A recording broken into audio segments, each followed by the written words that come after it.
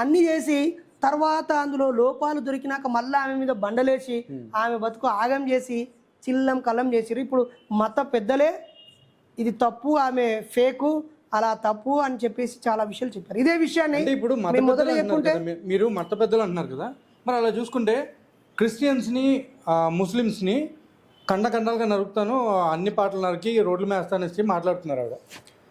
ఒకటి బ్రదర్, మంత్రాల బలం లేకపోయినా తుంపిర్ల బలం ఉండాలని అంటాడు ఒకడు. కండ బలం లేకపోయినా ఏదో మాటలతో కూడా యుద్ధం చేస్తాడు. ఆయన ఇంటెనకాల ఏం లేకున్నా కూడా తుపాకి రాముడు కొన్ని గప్పాలు కొడతా ఉంటాడు.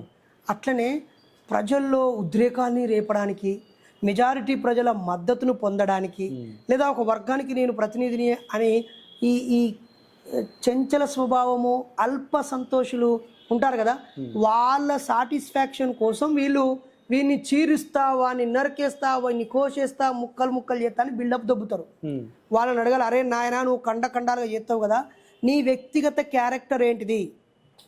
నీవు నీ భార్య, నీ తల్లి, నీ బిడ్డ పట్ల నువ్వు ఎట్లున్నావు? సమానత్వంతో ఉన్నావా? నీ కడుపులో పుట్టిన పిల్లల్ని క్రమశిక్షణతో పెంచినవా? నీ అన్న తమ్ములు, అక్క చెల్లెలు, నీ అమ్మా నాన్నల్ని నువ్వు సరిగా చూసుకున్నావా? ఒక మంచి పౌరుడిగా రాజ్యాంగం మీద అవగాహన ఉందా? పౌరుని విధులపై, బాధ్యతలపై, కర్తవ్యాలపై, హక్కులపై నీకు అవగాహన ఉందా? విజ్ఞతతో, విచక్షణతో జీవిస్తున్నావా? నీ చుట్టూ ఉన్న మనుషులకి విజ్ఞానాన్ని పంచిపెడుతున్నావా, అజ్ఞానాన్ని పంచిపెడుతున్నావా? నీ దేవుడు గొప్ప అని చెప్పి నువ్వు ఒళ్ళు వంచి కష్టపడి పనిచేస్తున్నావా? పిచ్చి మాటలు చెప్పి డబ్బులు సంపాదించుకుంటున్నావా?